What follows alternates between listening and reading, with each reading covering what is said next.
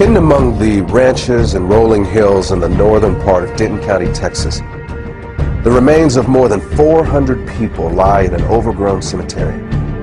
And even though it was abandoned and forgotten a long time ago, a few headstones can still be found.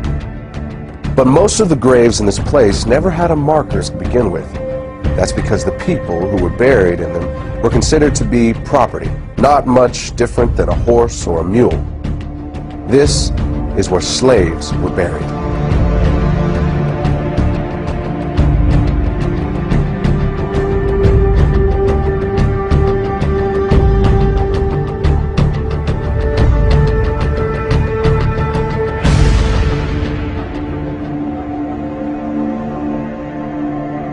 Hello, my name is Marcus Lloyd.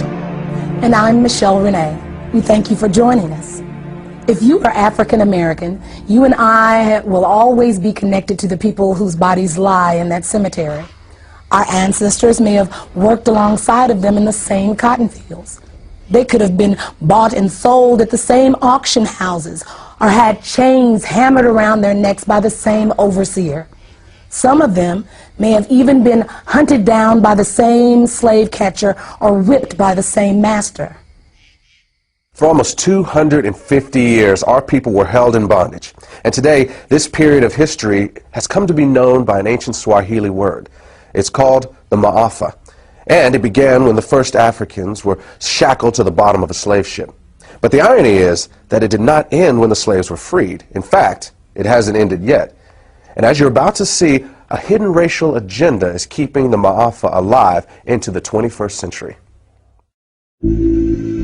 What shall be done with the 4 million slaves if they are emancipated?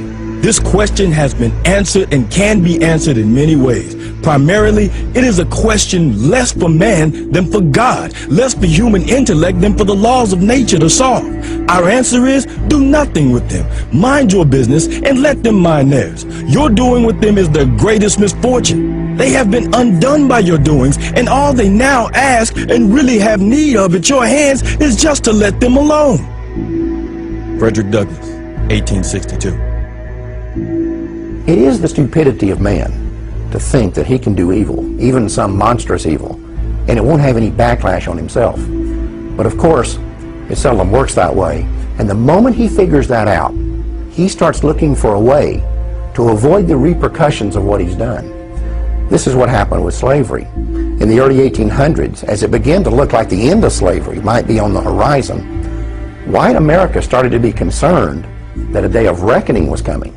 The primary fear for the average person was of retribution and insurrection, and that was a reasonable fear.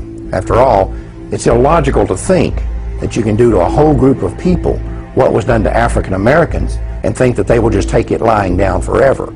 And of course, there were things like the Nat Turner uprisings. But for the wealthy elite, their fears went beyond things like insurrection. They were worried about the financial impact. Remember, it was not just the cotton plantations that profited from slavery. Whether you're talking about the banks or the insurance companies, the railroads, even the newspapers, the fact is that almost every aspect of the American economy was at some level or another invested in the slave business. You also need to recognize that for the wealthy elitists who controlled this system, slaves were an asset as long as they were slaves. But at the moment they are set free, they become a liability. And what the elite knew was that the end of slavery would instantly release 4 million people into the economy who had been kept uneducated and effectively unemployable anywhere but the cotton field. And what they were concerned about was that this was going to bankrupt the American economy. Taxes were going to go through the roof to take care of these people. Crime was going to be rampant. The prisons were going to be flooded. There was going to be this population overrun, and in the North, the biggest fear was migration from the South of these black people. The other fear that these people had was intermarriage between blacks and whites would lead to a loss of racial purity. The question was, what were they going to do about it? And their initial thought was that they would just send all the slaves back to Africa. This plan was called colonization, and it had broad support among the wealthy elite. In fact, the American Colonization Society was even funded by the United States Congress. But in the end, colonization proved to be unworkable, and the idea was eventually scrapped. But about that same time, a new philosophy was emerging in the world. It was called eugenics, and for some, it seemed like the perfect solution to what had become known as the Negro dilemma.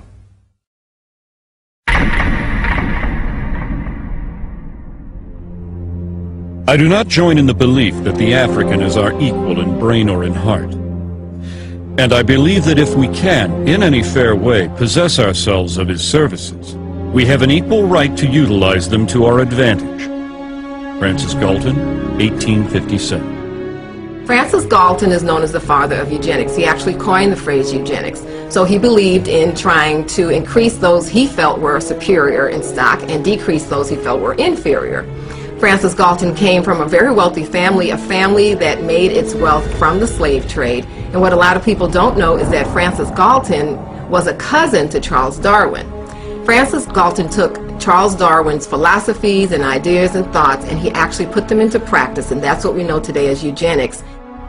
Eugenics and evolution are related in that they both see what they consider to be the highest form of primate, such as the gorilla, as almost indistinguishable from what they consider the lowest form of human, the African and the Aborigine. At some future period, not very distant as measured by centuries, the civilized races of man will almost certainly exterminate and replace the savage races throughout the world. The break between man and his nearest allies will then be wider, for it will intervene between man and a more civilized state, and some ape as low as a baboon, instead of as now between the Negro or Australian and the gorilla. Charles Darwin, 1890. Charles Darwin is very well known for writing The Origin of Species in the 1800s. This book gave rise to evolutionary theory. What people don't know is that there was actually a longer original title to this book, and that was On the Origin of Species by Means of Natural Selection, or the Preservation of Favored Races in the Struggle for Life. Now, copies and editions that they made afterwards eliminated that phrase about the favored races. Evidently, they understood then that it was politically incorrect. Some may defend Francis Galton because eventually that he rejected slavery, but they do point out that all of his wealth did derive from the slave trade, but also it needs to be known that he, as well as other eugenists, did not reject slavery until after it had ended, and they could not any longer exploit blacks legally. So at that point, it would have been quite easy for he and his cohorts to reject slavery. I think this is a point that we all have to really realize, that the eugenics movement was not invented by the everyday average white American, but by a select group of wealthy white elitists that had often used this ideology to pit all of white America against black America. And so we see that indeed that truly is the case even to this day. Average Negroes possess too little intellect, self-reliance, and self-control to make it possible for them to sustain the burden of any respectable form of civilization without a large measure of external guidance and support. Francis Galton, 1873. Eugenicists believed that Africans were inferior not just mentally but physically, and that left to themselves, left alone, they would not make it. The problem is, it didn't work. With that failure, the eugenicists moved on to what is known as positive eugenics. In positive eugenics, the eugenicists wanted the white population to reproduce, to have so many children that it overwhelmed the black population. But that didn't work either. Next, they moved on to what they called negative eugenics. They knew that they could not round up all the blacks in the nation and execute them, so they decided to create an environment where they would convince the blacks to severely limit the number of children they were going to have, and thereby commit race suicide.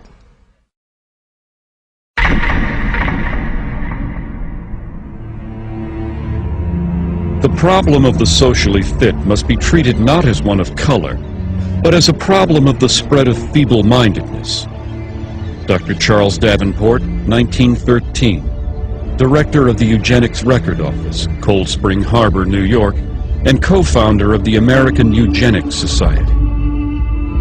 Eugenics realized that they could not promote their agenda simply because they knew it would be viewed as politically incorrect and socially unacceptable. So what they did was use code words that were once successful in slavery, terms such as feeble-minded, unfit, words such as imbecile, immoral, criminal. They tagged those labels upon the targeted community. These words were less inflammatory, so it lets society more or less not be totally alarmed of the original intent, but deep down inside, I believe everyone truly knew what segment of society and what people they were actually talking about. Even a cursory glance at the charts, photographs, and diagrams used to popularize eugenic ideals reveals that the unfit were swarthy, black, and ugly by Anglo-Saxon standards, with flattened noses, wiry hair, and prognathous profiles. Harriet Washington, author, Medical Apartheid. In the early 20th century, the white elitists who made up the eugenics movement were no longer just philosophers and academics. Now they were industrialists and billionaires who had come to embrace a worldview that was essentially identical to the eugenics movement.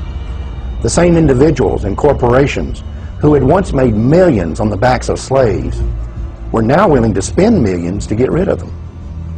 But that didn't mean that these guys were interested in being public crusaders for the eugenics movement. They were certainly willing to be the brains and the money behind it, but they would hire crusaders to do the dirty work. And the primary one they settled upon was a woman named Margaret Sanger. She was the founder of the American Birth Control League and the publisher of its newsletter, the Birth Control Review.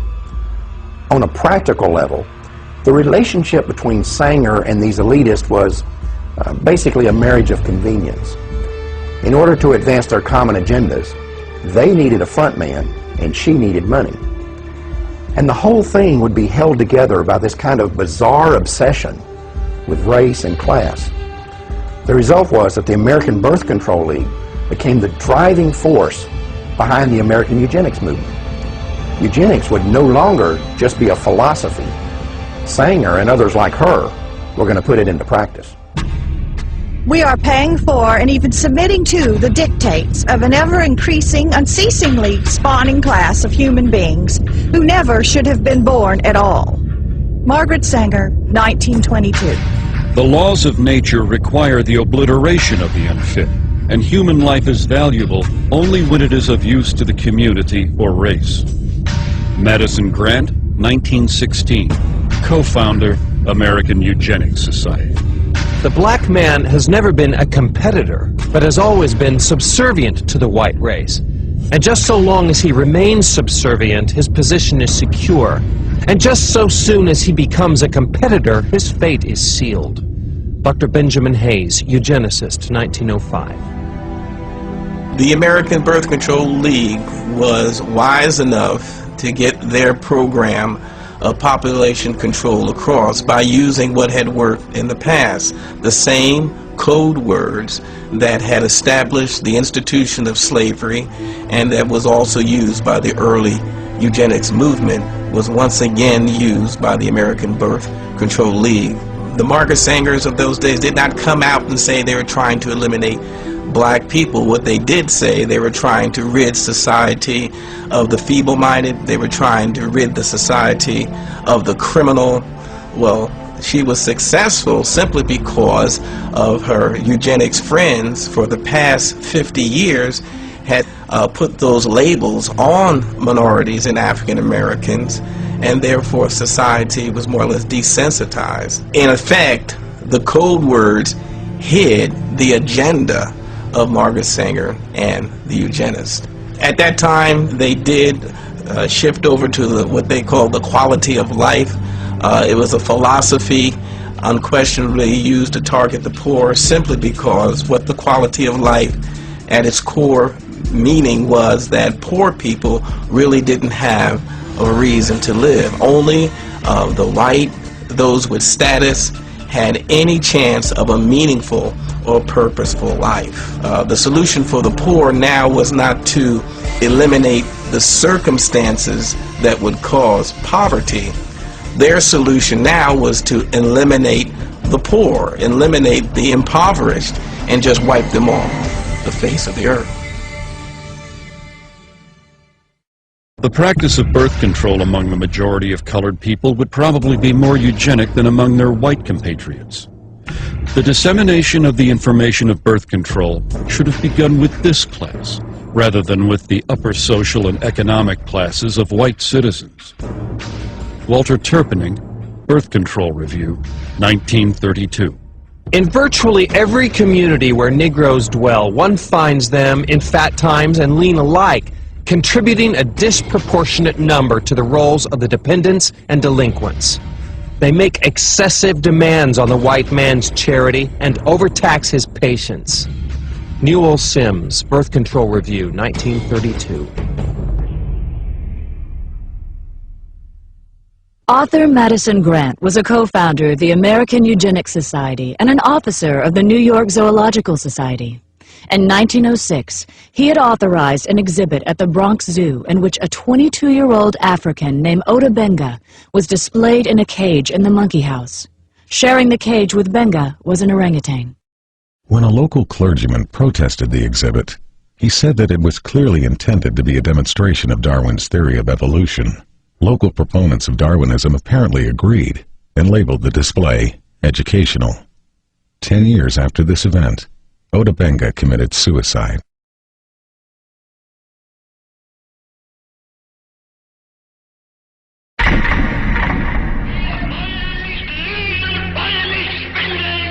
During Hitler's regime, the Germans were supplied with elaborate charts and complicated theses supposedly proving the superiority of the German people.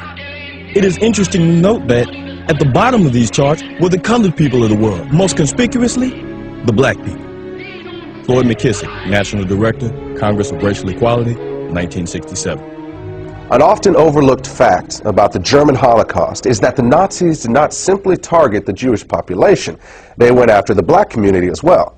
Under the threat of being sent to concentration camps if they did not cooperate, Afro-German citizens were not only forced to undergo sterilization themselves, they were also required to turn over their children for sterilization. In his book Mein Kampf, Adolf Hitler explained the motivation behind such programs. The Jews were responsible for bringing Negroes into the Rhineland. It suits the purpose of the cool, calculating Jew who would use this means of introducing a process of bastardization in the very center of the European continent, and by infecting the white race with the blood of an inferior stock, would destroy the foundations of its independent existence. Adolf Hitler, Mein Kampf. The Nazi attitude toward blacks was clearly defined in a 1944 book by Robert Ley, who was the head of the German Labor Front.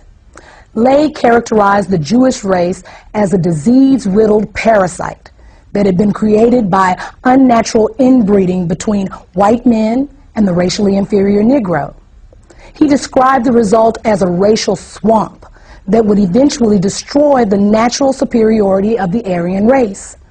Another Nazi publication described blacks as African brutes who had not been tamed even by centuries of slavery.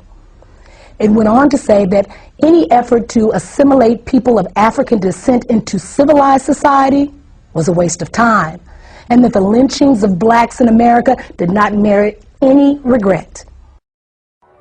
Since World War II, it has been well documented that Adolf Hitler was profoundly influenced by the American eugenics movement, and that many of his government's racial policies were actually developed from the writings of American eugenicists, like Madison Grant and Harry Laughlin. In fact, Hitler referred to Grant's book, The Passing of the Great Race, as his Bible. Meanwhile, American eugenicists were routinely praising Hitler and holding up the Nazi eugenics program as a model for the United States to copy. The leader of the German nation, Adolf Hitler, has been able to construct a comprehensive racial policy of population development and improvement. The difference between the Jew and the Aryan is as unsurmountable as that between black and white. Germany has set a pattern which other nations must follow. Dr. Clarence Gordon Campbell, 1935, President, Eugenics Research Association, New York. Among those American eugenicists who most strongly supported the Nazis was a member of the American Eugenics Society, a director of the American Birth Control League, and a writer for the Birth Control Review. His name was Lothrop Stoddard. As an avowed racist, Stoddard was the author of a book called The Rising Tide of Color Against White World Supremacy, which was widely promoted by the Ku Klux Klan. In another book, The Dragon and the Cross, Stoddard was identified as the exalted Cyclops of the Massachusetts chapter of the Klan. Non-white races must be excluded from America. The red and black races, if left to themselves, revert to a savage or semi-savage state in a short time. Lothrop Stoddard, Director, American Birth Control League. On the 19th of December, 1939, during a 4-month stay in Germany, Stoddard was given a personal meeting with both Adolf Hitler and the man who would eventually be in charge of the Nazi Holocaust, SS leader Heinrich Himmler. Later, when a course on race was introduced at Halle University in Germany, its instructors stated that it would be modeled on the philosophies of American eugenicists, including Lothrop Stoddard. Eventually, Stoddard's racial views would even be featured in Nazi school textbooks. The white race divides into 3 main subspecies: the Nordics, the Alpines, and the Mediterraneans. All 3 are good stocks, ranking in genetic worth well above the various colored races. Lothrop Stoddard, Director, American Birth Control League. To eliminate blacks from Germany, one of the people Hitler called on was a eugenicist who had once written that blacks are an inferior race of savages who should only be allowed to survive as long as they are of use to the Aryan race. His name was Eugen Fischer, and about 20 years earlier, he had been one of the leaders of a system of concentration camps in southwestern Africa, where blacks were rounded up to be executed, experimented on, or held as free labor. Under Hitler, Fischer would serve on committees that planned the sterilization of all blacks in countries that came under German control. He would also be one of the first Nazi scientists to become publicly affiliated with the Carnegie-funded eugenics laboratory in Cold Spring Harbor, New York. Eventually, Fischer would also be put in charge of the Kaiser Wilhelm Institute, which was funded by the Rockefeller Foundation. It was here that many of the Nazi programs for creating racial purity were developed. In 1927, Margaret Sanger organized the World Population Conference in Geneva, Switzerland, and gave it front-page coverage in her Birth Control Review. The events program shows that several of its attendees were colleagues of Sanger's from the American eugenics movement. It also documents that among those who were given a leadership role in the conference was Eugen Fischer, the man who would eventually lead the Nazi effort to eradicate blacks from Europe. Another American eugenicist with Nazi connections was Harry Laughlin. Now, he was an official with both the American Eugenics Society and the American Birth Control League, and in 1928 his plan for using forced sterilization to eliminate those who might produce what he called degenerate offspring was published in the Birth Control Review. In 1936, Laughlin led an effort to distribute the English language version of a Nazi eugenics film to audiences in the northeastern part of the United States. He had acquired the rights to the film from the Race Policy Office of the Nazi Party and, with the help of 2 other American eugenics organizations, had mailed literature to biology teachers at 3,000 U.S. high schools, urging them to show it in their classrooms. Later that year, Laughlin was praised in a Nazi newspaper and awarded an honorary degree from the University of Heidelberg for his contributions to the Nazi eugenics effort. In the 1930s, a German psychiatrist named Ernst Rudin was named president of the International Federation of Eugenics in Cold Spring Harbor, New York, which was funded by the Carnegie Corporation. And in 1933, his call for racial purity was published in the Birth Control Review. Later, Ruden would be chosen by Hitler to write Germany's eugenics laws, and at one point, he personally helped the Gestapo round up and sterilize several hundred blacks, who they referred to as Rhineland bastards. After the war, Ruden would be identified as one of the architects of the barbaric medical experiments that the Nazis carried out in their concentration camps. It may be possible that Hitler actually got the idea for concentration camps while studying the American eugenics movement. In 1919, the state of Indiana had allocated $300,000 to create a work colony in the city of Butlerville, where those who were labeled feeble-minded would be incarcerated. Then in 1932, Margaret Sanger called for the United States government to set aside farms and open spaces where certain groups of people would be segregated from the rest of society. She proposed that, among others, the illiterate, the unemployed, and the poor should be forcibly kept in these areas until they developed what she called better moral conduct. It was later discovered that under the Indiana program, the state was allowed to label someone feeble-minded if they were poor or did not do well in school, or if the state considered them to be shiftless or have insufficient moral judgment. But it's important to understand that this Indiana campaign was not unlike those in other states. For example, a eugenics project conducted in Massachusetts during the late 1920s proposed sterilization for young girls who were diagnosed as defective, which could include being unwed and pregnant, financially poor, or if the state labeled them socially undesirable. In addition, boys as young as 14 could be castrated for showing signs of kleptomania or for exhibiting what was described as solitary behavior. In a single incident during 1935, the Nazis sterilized the children of over 600 German women because it was reported that those children had been fathered by black men. When news of this reached the United States, a member of the American Eugenics Society named Walter Ashby Plecker wrote a letter to the German Bureau of Human Betterment and Eugenics, praising them for the action and expressing his hope that not one child had been missed. 10 years earlier, Plecker had written that the black population was the greatest problem and most destructive force which confronts the white race and American civilization.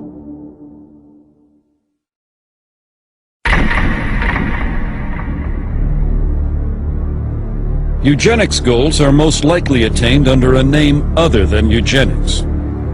Frederick Osborne, president and founding member of the American Eugenics Society. By the late 1930s and early 1940s, revelations about Nazi and fascist atrocities in Europe were causing the public to become increasingly uncomfortable with terms like eugenics and population control. This alarmed the leaders of the American Birth Control League, who were aware that this shifting attitude could impact both their ability to implement their racial agenda and their ability to raise funds. They were also aware that the connections between the American Birth Control League and the Nazis were starting to become known. Marketing research had shown them that in this environment, they needed to move away from words like control in favor of less threatening words like planning. So in 1942, they changed the name of the organization.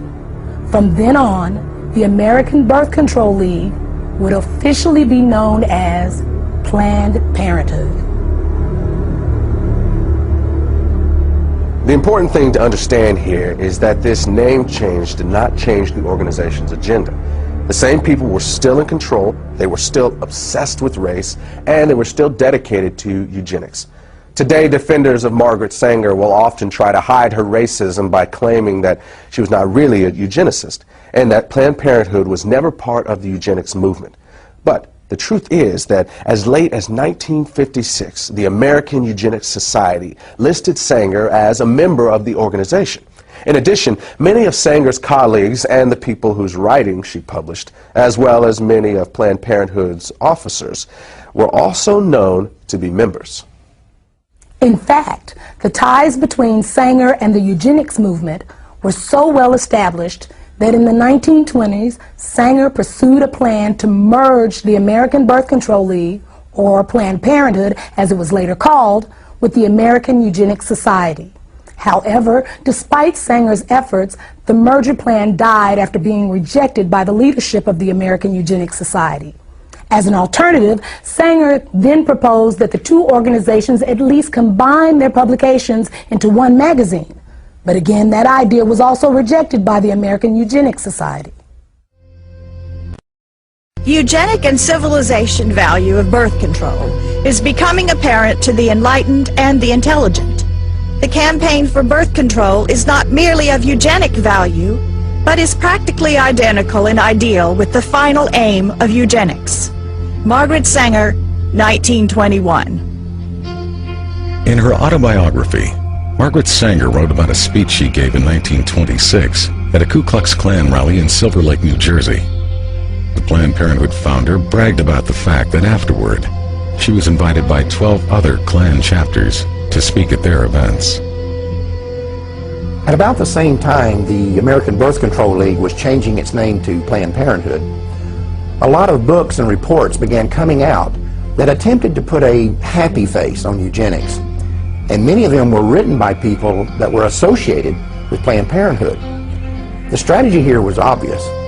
Since the Nazis had turned eugenics into a four-letter word, the American eugenics movement decided it was time to lay low. So most of their writings during this time period downplayed the role of eugenics and couched their agenda in terms of helping the African American. Perhaps the best example of this is a 1,500-page book by eugenicist Gunnar Myrdal called An American Dilemma: The Negro Problem in Modern Democracy. Interestingly, this book was not the result of some mom-and-pop operation. Myrdal had 75 assistants working on this project whose salaries were being paid for by the Carnegie Corporation, and Carnegie had been a major player in the eugenics movement for many years. Gunnar Myrdal and his wife Alva were both involved in eugenics. They were funded by both the Rockefeller Foundation and the Carnegie Corporation. They were also closely linked to a Swedish eugenics program which forcibly sterilized 66,000 people. When you read Chapter 7 of this book, it becomes undeniable that this is a blueprint for the modern eugenics movement that we still see in the United States today. The bottom line is that Gunnar Myrdal believed that not only could blacks not help themselves, he felt that nobody could help them, and the only solution in his eyes was to get rid of them. Commonly, it is considered a great misfortune for America that Negro slaves were ever imported. The presence of Negroes in America today is usually considered a plight of the nation. Chapter 7, page 167. All white Americans agree that if the Negro is to be eliminated, he must be eliminated slowly, so as not to hurt any living individual Negroes. Chapter 7, page 168. The only way possible of decreasing Negro population is by means of controlling fertility. Chapter 7, page 170. Birth control facilities could be extended relatively more to Negroes than to whites, since Negroes are more concentrated in the lower income and education classes. Chapter 7, page 176. One thing I find very revealing about Chapter 7 is the first paragraph. Myrdal uses U.S. Census Bureau figures to show that between 1790 and 1940, the black population in the United States increased 17 times. At the same time, those Census Bureau figures show that the white population increased 37 times. However, neither Myrdal nor any other eugenicist wrote anything about what to do about that part of the population that was increasing twice as fast as the black population. Gunnar Myrdal's book on how to resolve what he called the Negro Problem was published in 1944 by Harper & Brothers of New York. 4 years earlier, the same company, which is today known as HarperCollins, had also published a book by one of the founding members of the American Eugenics Society. At the time that Harper & Brothers published these books, its president was a man named Cass Canfield, who would later become the national president of Planned Parenthood.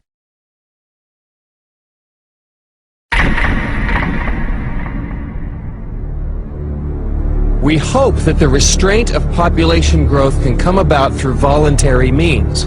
But if it does not, involuntary methods will be used.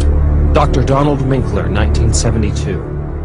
Donald Minkler was the president of the American Association of Planned Parenthood Physicians and a member of the board of directors of Planned Parenthood Federation of America.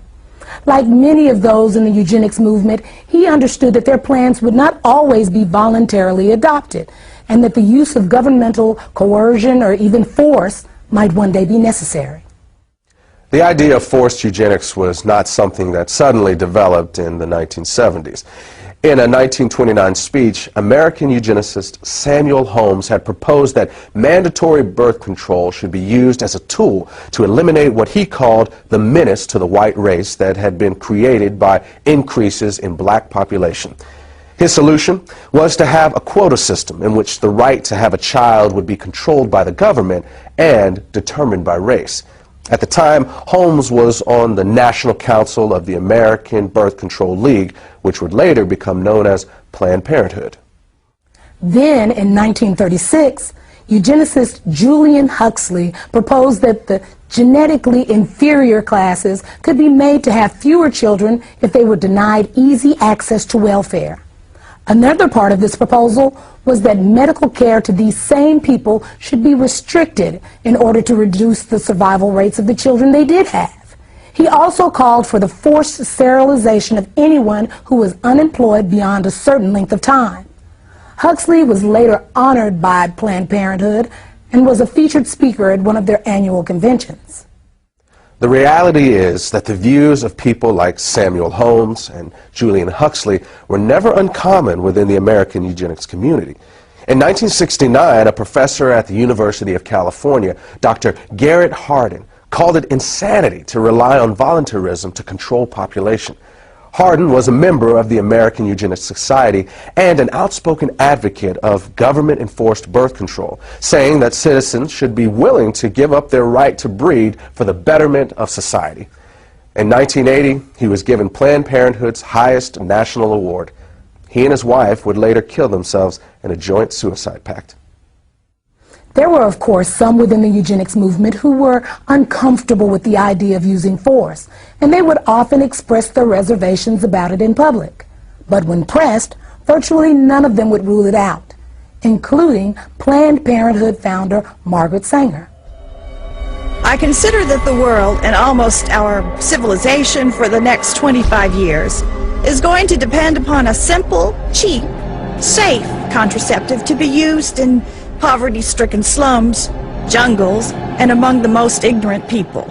Even this will not be sufficient, because I believe that now, immediately, there should be national sterilization for certain dysgenic types of our population who are being encouraged to breed and would die out were the government not feeding them. Margaret Sanger, 1950. This was written by Sanger in a personal letter to Catherine Dexter McCormick.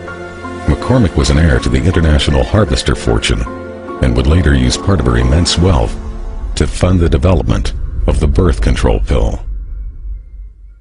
In 1966, an example of the coercive power of state eugenics laws was seen in Maryland when 3 young mothers applied for welfare benefits. All 3 were arrested for child neglect, even though the authorities never claimed to have any evidence of abuse or neglect. Instead, the women were held under a state law which stated that simply being unmarried and pregnant was child neglect. The judge in this case warned the women that if they ever became pregnant again, the state would take custody of all their children. Officials in Prince George's County, where the arrest took place, stated that welfare recipients could avoid being prosecuted under this law by submitting to state-sponsored birth control education.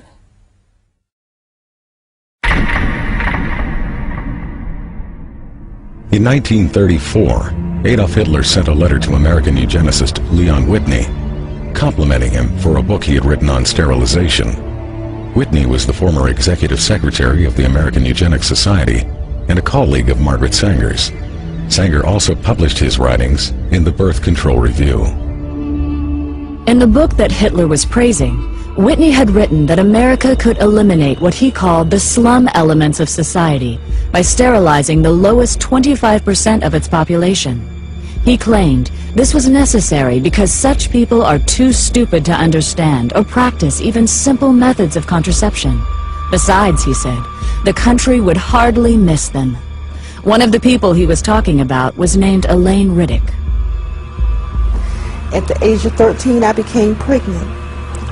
I was raped by a guy that lived across the street from me. He snatched me off the street and molested me and threatened my life and said if I ever told anyone that he would kill me. When they was delivering my son, they sterilized me at the same time. They had approached my grandmother and said that if she wanted to continue to receive supplement, welfare and food stamps, or at this time they was giving out these surplus foods, canned cheese, I think it was, or powdered eggs, and said that if she did not sign the X, that they were going to stop her supplements. Mind you, my grandmother was illiterate. She had never ever gone to school. She didn't understand what it was. So she signed the acts, and they did this to me. I did not find out that they had sterilized me until I was 19 years old. I asked the state of North Carolina why they did this to me, and they said that because I was feeble-minded, that I would not be able to take care of myself, I would not be able to tie my shoes, that I was just incompetent. The state of North Carolina also said that I had never performed, at the age of 13, I had never performed a day's work in my life. They couldn't get me to do anything. But at the age of 13, I mean, should I not have been in school? They were saying that feeble-mindedness is hereditary. So they sterilized me so I would not produce my kind.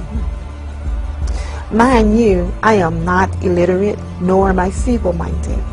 I never went into high school, but yet I still acquired a college degree. They also justified that my child or my children would be feeble-minded. My son is the president of his own semiconductor company. He has his own construction company. And he has his own real estate company. I mean, how can you think that your government allowed or allowing these things to happen to a person,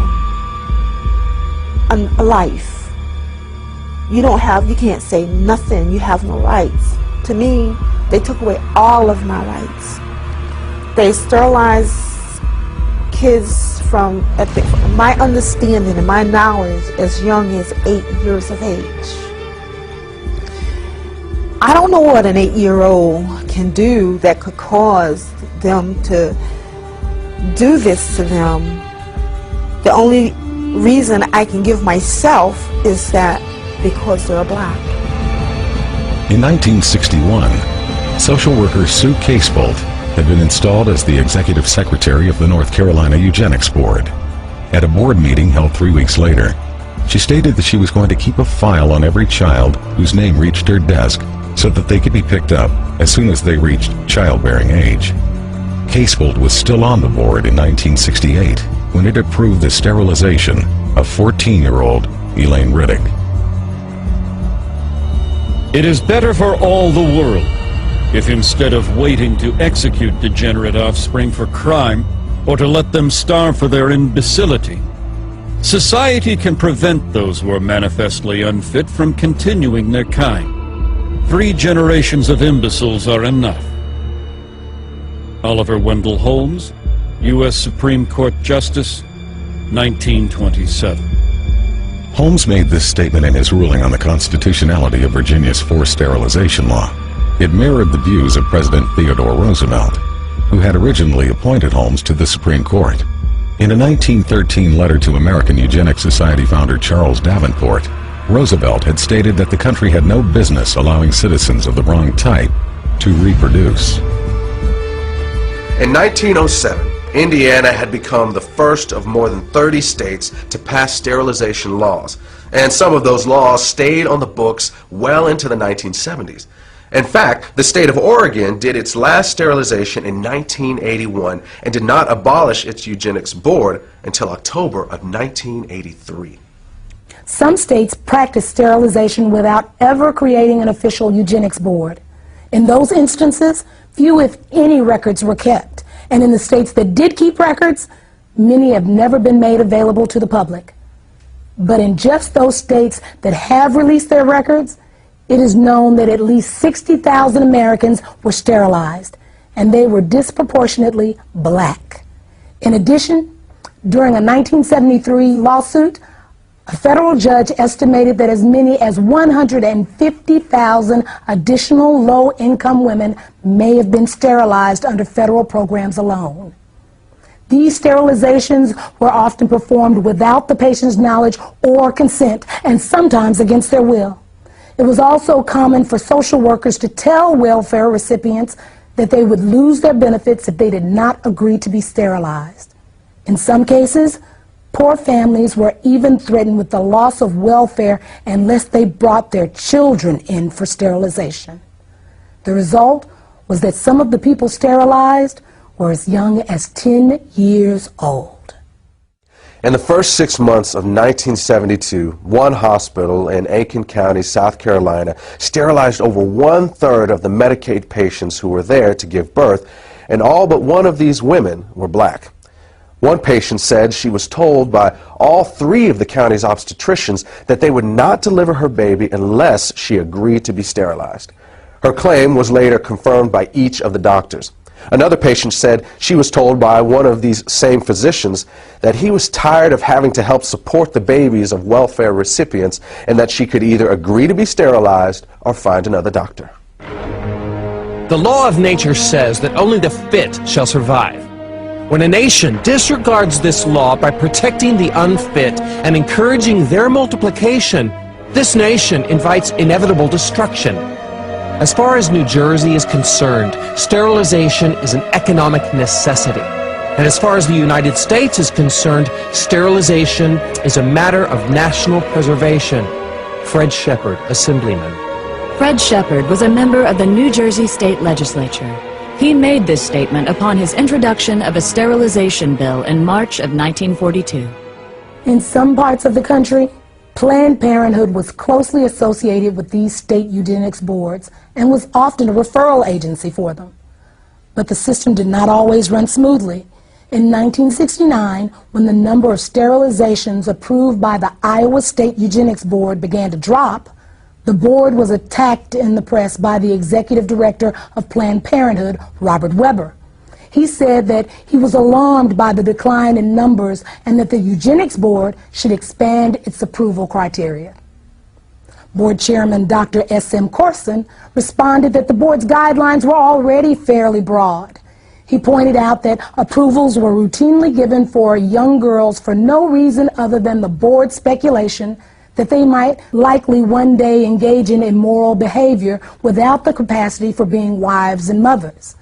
At that point, Weber publicly scolded the board and told them that they should either increase the number of sterilizations or quit. From its beginning, Planned Parenthood always had powerful ties to the American eugenics community. In fact, in many places they were often one and the same.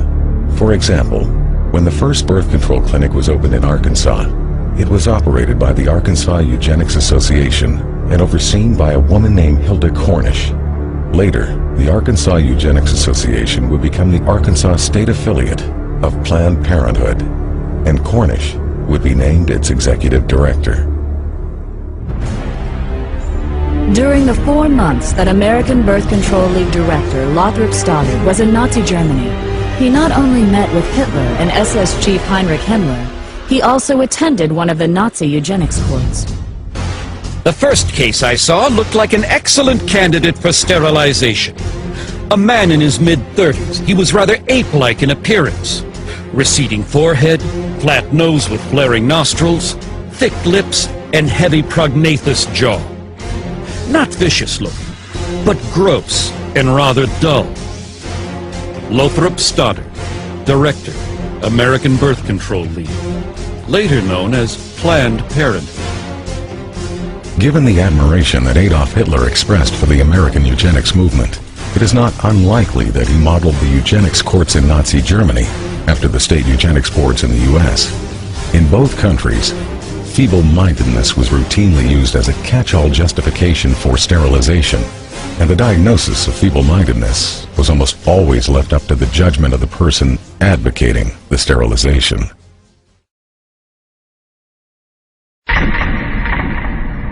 First, the white man tells me to sit in the back of the bus. Now it looks like he wants me to sleep under the bed. Back in the days of slavery, black folks couldn't grow kids fast enough for white folks to harvest. Now that we got a little taste of power, white folks wants to call a moratorium on having babies. Comedian Dick Gregory, Ebony Magazine, 1971. By the 1960s, the American eugenics movement had been reasonably successful in getting sterilization laws and prohibitions against interracial marriage passed. They also had some success in getting states to mandate sterilization for those convicted of even non-sexual crimes, and some states began to require sterilization as a condition for receiving welfare or health care. Meanwhile, another state proposed jail time for anyone who had a child out of wedlock unless they agreed to be sterilized, and at least one state requires sterilization as a condition of being released from custody. But these laws were not producing the results Planned Parenthood and others in the eugenics movement wanted. They also began to fear that federal courts were going to eventually rule that these kinds of measures were unconstitutional. At about the same time, however, something new was being introduced to American society. It was called the birth control pill, and the eugenics movement quickly saw it as the perfect solution for controlling the population of people they had always seen as oversexed, unsophisticated, and lazy. But what they would eventually discover is that while the pill was enthusiastically embraced by whites, it was generally rejected by blacks, despite the fact that Planned Parenthood focused its marketing on the African American community and located the vast majority of its facilities in black neighborhoods. What Planned Parenthood and the rest of the eugenics movement did not count on was that many blacks did not want to reduce their numbers. In fact, they saw high birth rates as the most effective way to increase their power in the American political system. The other reality was that an increasing number of African Americans were becoming suspicious that a hidden agenda was behind the birth control revolution. Even those who once supported the idea of population control were beginning to sense that it actually meant black population control. This feeling was evident in June of 1970 when the Black Caucus walked out of the first National Congress on Optimum Population and Environment being held in Chicago. Felton Alexander of the National Urban League and the chairman of the Black Caucus said the action was taken because of clear and unmistakable evidence that the purpose of the conference was to legitimize the extermination of the black population. By this time, many other civil rights advocates were beginning to see the same thing. Contraceptives will become a form of drug warfare against the helpless in this nation. Jesse Jackson, 1971. There is a campaign to bombard the poor with pills and potions. If this movement continues, we soon may be accused of fighting poverty by eliminating the poor and overcoming hunger by removing the hungry. New York Congressman Hugh Carey, 1966. Under the cover of an alleged campaign to alleviate poverty, White supremacist Americans and their dupes are pushing an all-out drive to put rigid birth control measures into every black home. No such drive exists within the white American world. Black Unity Party, 1968. Birth control and sterilization in the wrong hands would be more deadly to Negroes than all the tanks, riot guns, cattle prods, billy clubs, and shackles we have overcome in the past. Dr. Leroy Swift, obstetrician, gynecologist, 1968. As it became clear that a growing number of African Americans were connecting the dots between birth control and black genocide, eugenics organizations began calling for the U.S. government to add birth control chemicals to the nation's food and water supply. It was even suggested that this strategy could be specifically targeted at urban neighborhoods. This idea was widely embraced in the eugenics movement and taken seriously enough by the government to be discussed at a 1969 meeting at the United Nations. Under the plan being considered, a couple could apply to the government for permission to have a child, and if approved, they would be given an antidote to the population control chemicals they had ingested in their food and water. Interestingly, the idea that government should have some sort of licensing agreement to regulate who would and would not be allowed to give birth was not a new one. In 1934, Planned Parenthood founder Margaret Sanger had proposed that the U.S. government implement a system in which women would not have the legal right to have a child without a permit from the government, and that these permits would only be good for one baby. But eventually, proposals like forced sterilization, chemicals in the food and water supply, and government control of childbearing were abandoned by most people in the eugenics movement. Despite the fact that many of them openly advocated such ideas, they would come to realize that there was really no practical way to carry them out. But for all their failures, what the eugenics movement had accomplished was to lay the foundation for the next phase of their plan. And this is where they would find the success that they had been chasing for over 100 years.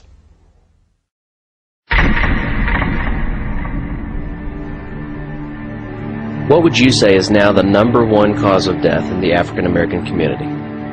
Heart disease. Oh, HIV/AIDS. Diabetes, cancer, AIDS. I'll say heart disease. AIDS. From what I heard, it's probably AIDS, you know. Probably heart disease. I think heart disease.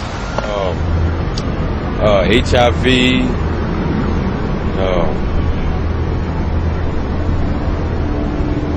Gang violence. What if I told you the real answer was abortion?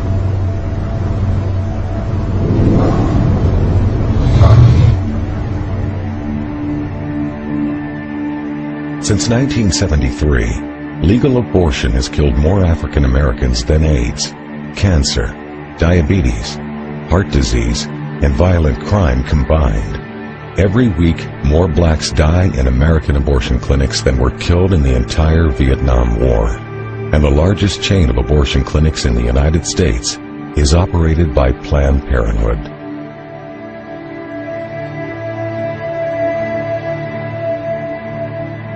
We have now reached a point in this country that African American women, though they make up 12% of the population, they account for 37% of the abortions.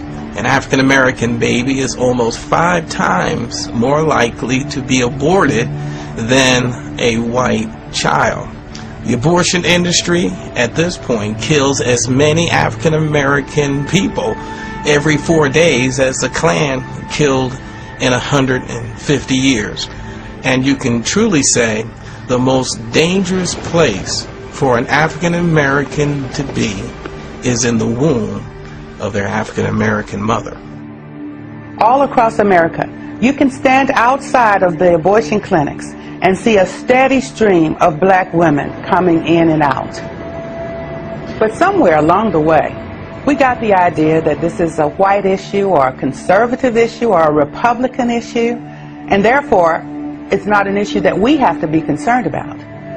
This same attitude has allowed Planned Parenthood and other members of the abortion industry to carry out this genocide right under our very noses. Right now, in America, about half of our babies are being killed in the womb. And in certain parts of America, more of our babies are being aborted than are being born. When 17,000 aborted babies were found in a dumpster outside of a pathology laboratory in Los Angeles, California, some 12 to 15,000 were observed to be black.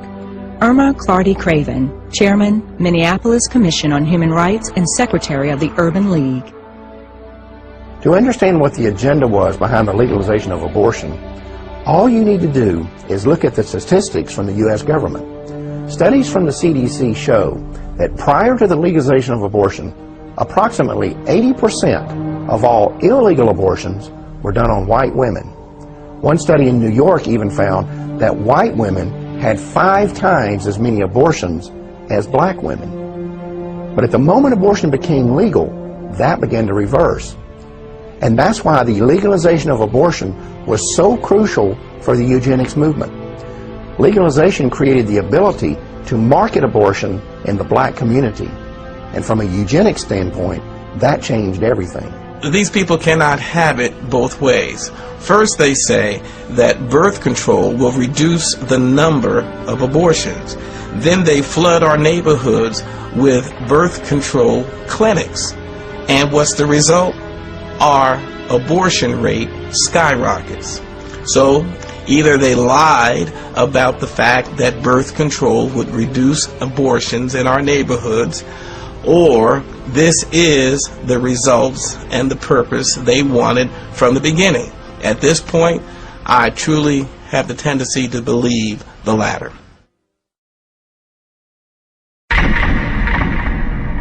It is interesting how everyone assumes that the pro-life movement in America began in 1973 with Roe versus Wade.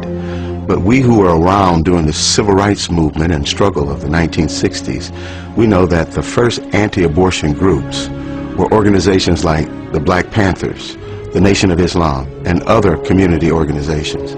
These folks were speaking out against both birth control and abortion long before the contemporary pro-life groups of today existed. But one of the problems with the civil rights movement was that there was far too many men and women who were willing to sell out the community. And a lot of powerful, influential African Americans knew that they had to be willing to turn and look the other way in order to advance their own personal political agendas. In 1972, those members of the Congressional Black Caucus, such as Charles Diggs, did not trust the abortion industry or those who were espousing population control or family health, and they were suspicious of them. But when the money began to flow, just as it was with Jesse Jackson, when he found out that indeed he could get funding and monies to run for presidents from these people, he flip-flopped in his position. Because he once said abortion is black genocide. What happens to a mind of a person in the moral fabric of a nation that can abort a baby without a pang of conscience? Where will we be 20 years from today? But when Reverend Jesse Jackson realized he needed money to run for president, all of a sudden the most important civil rights issue is a woman's right to choose.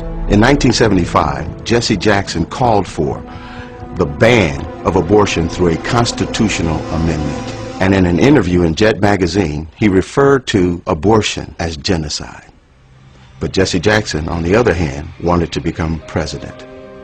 And the Democratic Party at that time had sold out completely to Planned Parenthood and the eugenics crowd. And Jesse Jackson went along to get along. And don't ever think that he's the only one. The unfortunate thing we face, whether we're talking about individuals or organization, there's never been a shortage of black leaders who are willing to sell us down the river if it's enough money and political power in it for them. I've been grappling with the fact that the NAACP is in bed with the very organization that has brought black genocide to our community. Dr. Alveda King, the niece of Dr. Martin Luther King, has tried on at least 3 occasions to bring to this organization's attention the black genocidal plot of people like Margaret Sanger and Planned Parenthood to exterminate the black community. And the stonewalling has been astounding. Alveda King literally has gone to the street along with myself to say to the NAACP, please deal with this issue of black genocide. The NAACP has responded by hiding and trying to prevent their convention goers to hear about black genocide. They've even gone to the extent of using buses to block our demonstration about black genocide in front of Cobo Hall where their convention was going on. They have literally put black paper across their windows so that the convention goers at the NAACP convention could not see the demonstration going outside that included Alveda King. There is definitely a conspiratorial plot being hatched and has been hatched by the NAACP to keep from their people the fact that they are co-conspirators in the genocide of their own people. When you look at the number of African Americans who portrayed us over the years, it's not always clear whether they are uninformed or just out-and-out traitors.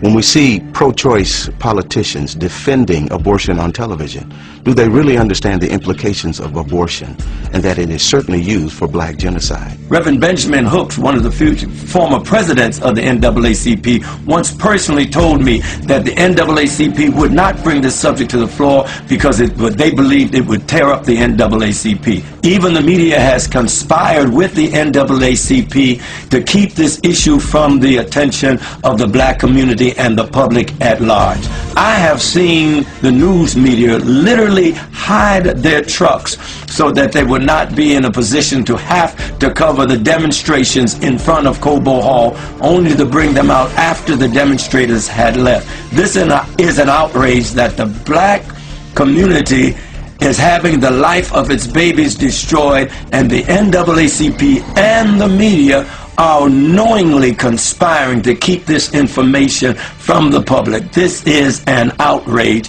and it should be dealt with by every fair-minded American. The civil rights elite has forgotten the lives of unborn black children and has joined those who choose to kill them. Unbelievable! They have forgotten that in the past, racists snatched black babies from their mother's arms and sold them into slavery. Today they snatch them from their mother's womb and throw them in the garbage.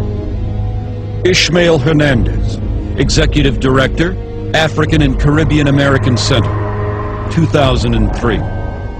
When we look at this issue of civil rights leaders who sell out, even when they clearly know that birth control and abortion are being used for black genocide, we need to understand that by the 1960s, population control, especially black population control, had become almost a religion for America's white power structure.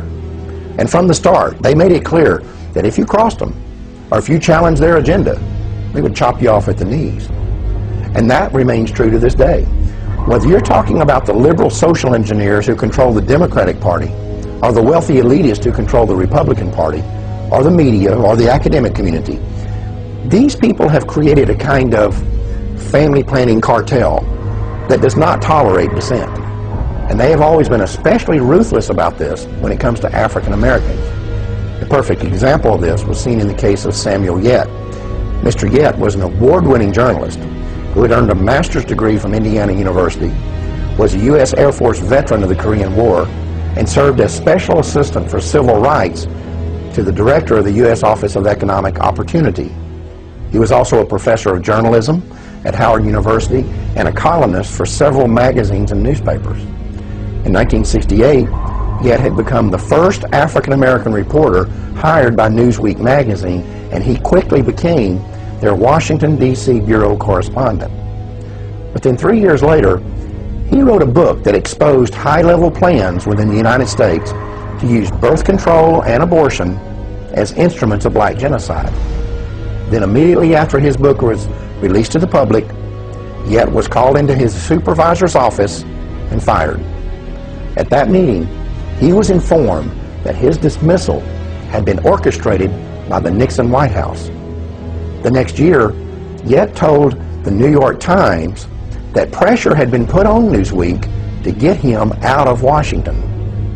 Then later, despite the fact that his book was selling well, had received at least 2 national awards, and was being used as a textbook in over 100 colleges, yet its publisher dropped him and the book went off the market. What's important to recognize about this situation and others like it was that this family planning cartel was sending a message to those who might have influence within the African American community, whether they were politicians or journalists or college professors or civil rights leaders. They were being warned that when it comes to population control, they only had two options. They could either get on board with it or they could keep their mouths shut. And when people like Samuel Yet told them what they could do with their two options, they paid a price that few others had the character or the courage to pay. The copyright to Samuel Yet's book was eventually given back to him. Then, in 1982, Yet used his own money to republish it. The foreword of that edition was written by a well-known civil rights activist and co-founder of both the Harlem Writers Guild and the National Cultural Committee of the NAACP. His name was John Oliver Killens, and in that foreword, he gave his analysis of the relationship between family planning and the black community. The American ruling class had made a hard decision. Americans of African descent would either accept the miserable lot or die. The Venerable Saturday Evening Post issued what might be termed as a white paper in which it warned black America that they had better understand and accept the fact that absolute freedom and equality were not part of the game plan for them, and that the consequence of non-acceptance would be wholesale genocide. John Oliver Killens, 1982. The minister's work is also important, and also he should be trained, perhaps by the Federation, as to our ideals and the goal that we hope to reach.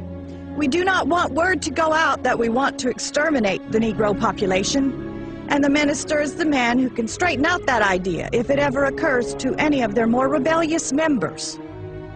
In 1939, Margaret Sanger wrote that in a letter to fellow eugenicist Clarence Gamble regarding the American Birth Control League's Negro Project. Gamble was an heir to the Procter & Gamble fortune and a major financial backer of Sanger's. He also provided funding for other eugenics projects and even gave money directly to the North Carolina Eugenics Board that sterilized Elaine Riddick.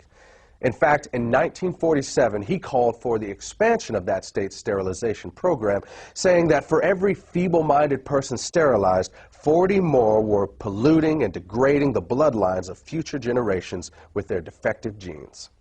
Sanger's letter makes it clear that the eugenics movement understood they would need to neutralize the opposition they might get from the church. They also knew that this would be especially crucial within the African American community. Their strategy was to manipulate church leadership into selling the illusion that support for eugenics was not inconsistent with the Christian faith. To do this, they would often recruit pastors to be frontmen for eugenics policies and provide them with prepackaged sermons on eugenics. They also held contests in which awards would be given to the ministers who came up with the best pro-eugenics sermons on their own. This approach proved so effective that an almost identical strategy would be adopted by the American abortion lobby. In January of 1973, the Supreme Court legalized abortion on demand throughout the United States, and almost immediately, the Religious Coalition for Abortion Rights was formed. Less than a year earlier, the following conversation had taken place in the Oval Office of the White House. It began on the 30th of March, 1972, and continued 4 days later on the 3rd of April. This is an actual recording of that conversation. The speakers are the President of the United States, Republican Richard Nixon, and members of his senior staff. A majority of people in Colorado voted for abortion. I think a majority of people in Michigan voted for abortion. I think in both cases, well, certainly in Michigan, they will vote for it because they think that what's going to be aborted generally are the little black substitutes. As I told you, we talked about it earlier, that a hell of a lot of people want to control the Negro bastard. Yeah. Isn't that really true? So we know what we're talking about, population control. Sure. We're talking really, and what John Rockefeller realizes, the people in what we call our class control their populations. Sometimes they'll have a family of 6 or 7 or 8 or 9, but But it's exception. The people who don't control their families are people, and the people that shouldn't have kids. Now that's the black population. Black Protestants in the city of San Francisco has gone from 3,000 right after World War II to where they represent 30% of the population of San Francisco. That's it. The Religious Coalition for Abortion Rights was originally created with the financial backing of John Rockefeller, and its current president is an African American who was once appointed to the Washington, D.C. City Council by Richard Nixon. In the early 1990s, the organization changed its name and is today known as the Religious Coalition for Reproductive Choice.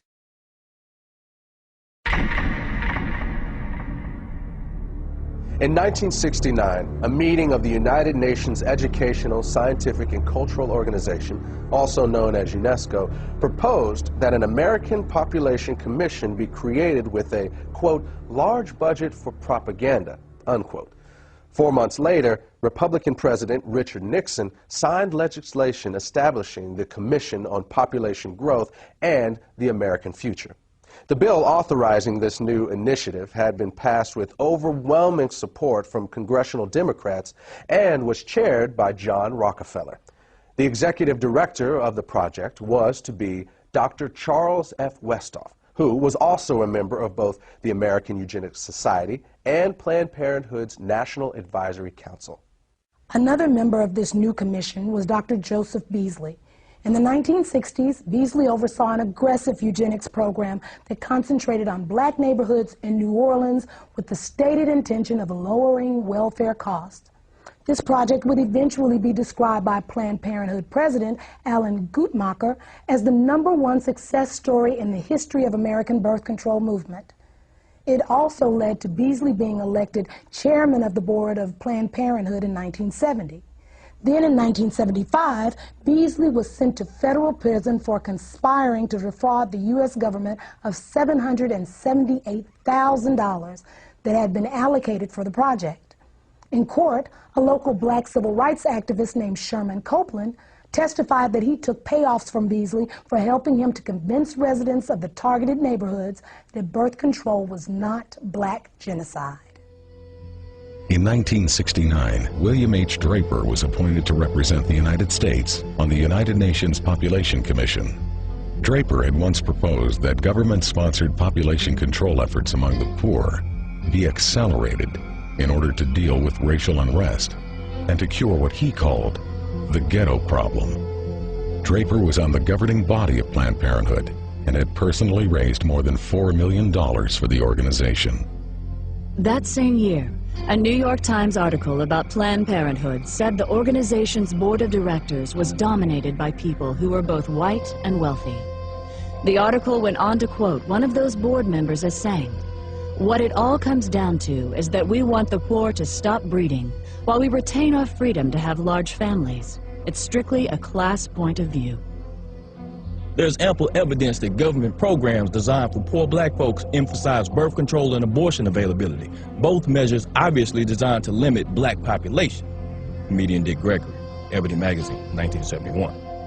It takes little imagination to see that the unborn black baby is the real object of many abortionists. Irma Clardy Craven, Chairman, Minneapolis Commission on Human Rights and Secretary of the Urban League. It was not until the mid-60s that blacks began to realize that what was called urban renewal was in fact what one black city planner labeled Negro removal. Roy Ennis, National Director of the Congress of Racial Equality, Ebony Magazine, 1974. To a large and growing number of 1960s civil rights activists, it became obvious that family planning was just a code word for abortion and birth control, and that it was being pushed by the government as a way to avoid putting money into the black community. This conclusion was reinforced by statements like those of Democratic President Lyndon B. Johnson, who in June of 1965 stated that every $5 the government spent on population control was worth more than $100 invested in economic growth. Then, at the urging of Republican Congressman George Bush, Johnson became the first U.S. president to endorse federal funding for birth control. In 1966, he would also accept Planned Parenthood's highest award for his policies, pushing family planning on foreign countries. It was at about this same time that political leaders from both parties began to increase their demands that aid to the poor, whether abroad or within the United States, be tied to birth control. In 1965, former Republican President Dwight Eisenhower complained that the United States was spending money to slow the population growth of responsible families, while at the same time providing financial incentives for ignorant, feeble-minded, and lazy people to have more babies. He said that history would rightly condemn the United States if we didn't link welfare to family planning. At that time, Eisenhower was the co-chairman of a Planned Parenthood fundraising campaign along with former Democratic President Harry S. Truman. John Ehrlichman, who was an assistant to President Richard Nixon, wrote that Nixon once told him that African Americans could not really benefit from federal programs because they are genetically inferior to whites. Later, Nixon would label birth control a national priority and sign legislation to make it available as a service of the U.S. government. Then, in March of 1972, the Commission on Population Growth and the American Future, which Nixon had created 3 years earlier with the help of congressional Democrats, began calling for the nationwide legalization of abortion. The concept that abortion and birth control could be used to save the government money was well established by this point in history.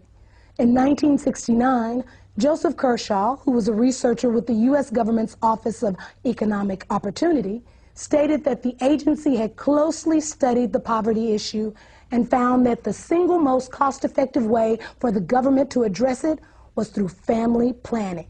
In other words, through abortion and birth control. And that sort of thinking is still very much alive today. On January 25th, 2009, the Speaker of the United States House of Representatives, Nancy Pelosi, said on an ABC News program that the government's economic stimulus package should include a large increase in spending for population control. She said that this could save the state and federal governments the cost of having to pay for the health care and education of poor children. Not surprisingly, Pelosi has a 100% approval rating from Planned Parenthood.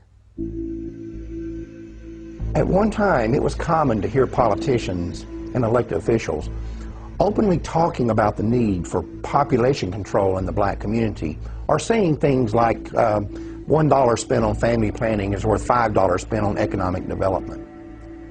But since we don't hear that sort of thing anymore, it would be easy to conclude that the government is not still involved in black genocide, but that's not the case. It's no longer necessary for the government to be directly involved in black genocide because that's what they hired Planned Parenthood for.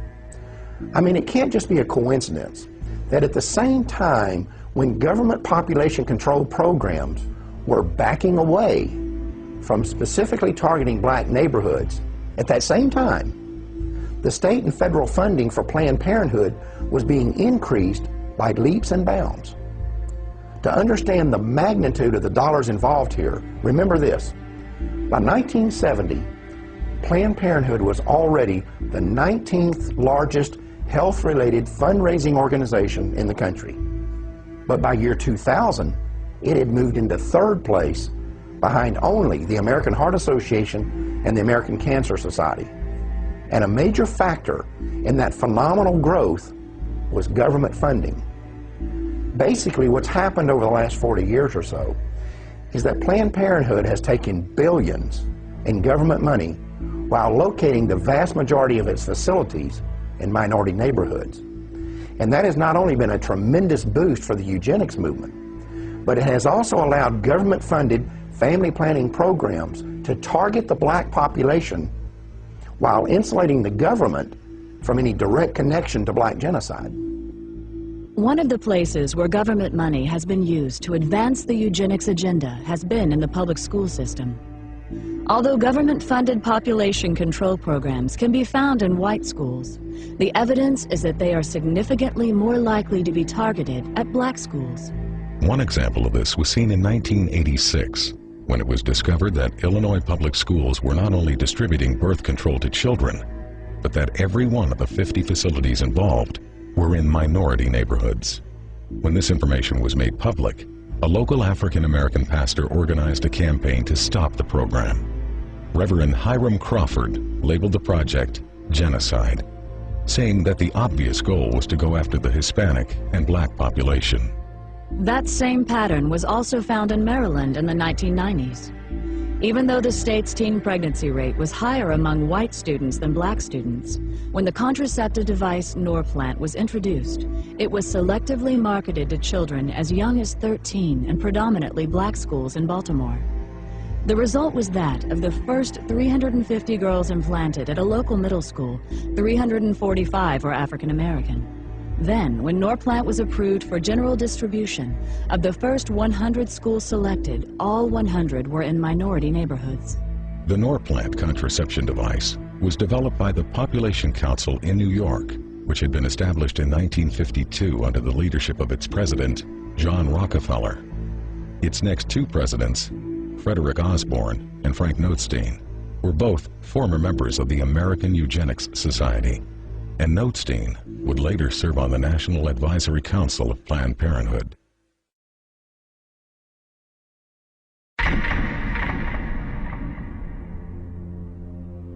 If you're going to curb population, it's extremely important not to have it done by the damn Yankees, but by the UN. Because the thing is, then it's not considered genocide. If the United States goes to the black man or the yellow man and says, slow down your reproductive rate, we're immediately suspected of having ulterior motives to keep the white man dominant in the world. If you can send in a colorful UN force, you've got much better leverage. Alan Guttmacher, president of Planned Parenthood and former vice president of the American Eugenics Society, 1970. 4 years after Guttmacher made that statement, America's National Security Council issued a report that was intended to define the United States government's official policy on controlling world population. It was called the National Security Study Memorandum 200, or NSSM 200, and it was formulated in cooperation with the United States Agency for International Development, the U.S. State Department, the Department of Defense, and the Central Intelligence Agency. One of its goals was to establish a strategy for reducing the populations of third world countries so that the United States could have increased access to their natural resources, particularly minerals and metals. Among the conclusions of NSSM 200 was that no country has reduced its population growth without resorting to abortion. The authors of the report then identified 3 non-governmental agencies that would be funded to carry out the government's population control agenda in the targeted countries. One of those agencies was Planned Parenthood. One of the tactics specified in NSSM 200 was that we might withhold food aid after a disaster if the countries do not accept the American idea of birth control. And this has happened many times all over the world. One example is the Southern American country of Guyana, which was hit by a hurricane back in 1997. Now, they had turned down abortion and birth control for 12 years straight. But after the hurricane hit Guyana in 1997, the World Bank said, we will not give you any aid unless you legalize abortion and birth control. And that's exactly what they did. I've seen this several times in Africa, where droughts have hit, and the United Nations and USAID will not assist unless they accept birth control. I've been all through Africa myself, and I've seen medical clinics that are full of birth control devices, but no safe motherhood delivery kits. There's no anesthesia, there's not even any bandages there. There's crates and crates of birth control pills and condoms. Now, while our commitment to birth control is going up every year, our commitment to authentic economic development is dropping. So we see less clean drinking water funding, less school funding, see less medical clinic funding. Another example is Haiti. Haiti has been hit by hurricanes several times, and the United States and other countries are saturated with birth control. In Haiti now, any woman, 90% of women at least, can now get access to any kind of birth control they want to, government funded, but less than 20% of the Haitians have access to clean drinking water. Now try to imagine there being a natural catastrophe in a country like Canada or Australia or France or England. And we go in there and we say to them, we're not going to offer you any kind of aid unless you accept our philosophy on birth control and population control. That will be outrageous. But that's our standard operating procedure when we go to a black country after a catastrophe of some kind. You cannot believe that we are going to treat people in a foreign country like this and not treat our own population of African Americans the same way. Consider what happened after Hurricane Katrina. One of the first things we did was bring in birth control and contraception. And as we all know, the hurricane disproportionately affected black families in that area. And I seriously doubt if the same kind of disaster hit a middle-class white area, the first response would be condoms and birth control. This idea that population control could be used to control a specific population was not unique to NSSM 200. For example, before the Nazis took power in Germany, abortion had been illegal, except to save the life of the mother. But under Hitler, the Hamburg Eugenics Court ruled that it would still be illegal for Aryan women, but legal for women of what they called inferior racial stock. According to the court, encouraging eugenic abortions would promote racial hygiene and protect the health of the German people. This new policy eventually led to certain women being threatened with execution if they refused to abort what the Nazis called racially worthless babies. At about the same time this was going on in Germany, the government of Bermuda was blanketing the island with population control facilities and openly stating that their intent was to limit the numbers of blacks. Then in 1958, blacks in the Caribbean rebelled against a Planned Parenthood-led birth control campaign that was exclusively targeted at non-white residents, while at the same time, prosperous white residents were being encouraged to multiply. Following a similar pattern, a 1965 article in the Pittsburgh Courier newspaper reported that under apartheid, the white South African government was relying on targeted birth control as its primary weapon to reduce the number of blacks in the country. Unfortunately, we now know that the U.S. government was not immune to this sort of thing either. When 3 pro-choice researchers investigated the original motive behind the creation of the abortion pill, RU-486, what they discovered was that the scientific basis for it was actually developed in the United States during the 1960s by the National Institutes of Health at the U.S. Department of Health and Human Services. In their 1991 book, these researchers claimed to have found data showing that this agency was looking for an inexpensive and effective drug to control the populations of foreign countries that the government had classified as underdeveloped. The abortion pill was to be tested in these environments and, if successful, the plan called for it to then be introduced into black, Hispanic, and Native American communities in the United States. In 1977, only 3 years after NSSM 200 was issued, the director of the United States Office of Population, Dr. Reimert T. Ravenholt, publicly stated that it was the U.S. government's intention to sterilize 1/4 of the world's female population. According to Ravenholt, one of the driving forces behind this campaign was the need to protect American financial and commercial interests. Ravenholt said that some foreign governments were refusing to give the United States permission to come into their country and control their population. He said that, in those cases, the plan was to be carried out by 2 private organizations with an enormous amount of financial support from the American government. When asked by a St. Louis newspaper to name the 2 organizations, he said that they were the United Nations Fund for Population Activities and Planned Parenthood. Among government officials who supported the Ravenholt philosophy of using American intervention to control the populations of foreign countries, perhaps the most powerful were Republican President Gerald Ford, Vice President Nelson Rockefeller, and Secretary of State Henry Kissinger. In the mid-1970s, while serving as foreign policy advisor to the Ford-Rockefeller administration, Kissinger personally helped Planned Parenthood set up an abortion counseling program for Vietnam refugees who were being housed at Camp Pendleton Marine Corps Base in California. This was done despite the fact that the vast majority of these refugees were known to be strongly opposed to abortion, and not one of them had ever requested abortion counseling. At the same time, Kissinger also refused to hold an abortion training program that was being conducted by the Agency for International Development, which operates under the direction of the State Department. Kissinger allowed this project to continue despite numerous complaints that it was in clear violation of U.S. law that specifically prohibited American foreign aid funds from being used for this purpose. The commitment that Ford, Rockefeller, and Kissinger had for this illegal project may have been a reaction to something Reimert Ravenholt had said a few years earlier. In 1973, he was speaking at a Planned Parenthood national conference where he told attendees that abortion may actually be the most demographically powerful way of controlling population. Ravenholt would eventually be honored by Planned Parenthood for what it called innovation and vision in the population field. Years ago, a series of USA Today articles documented that there are large multinational corporations on the New York Stock Exchange today that actually got their start in the slave trade. But when slavery ended and Africans could no longer be financially exploited, many of those same corporations began pouring millions into the eugenics movement. The people they had found so valuable as property, they had little use for as fellow citizens.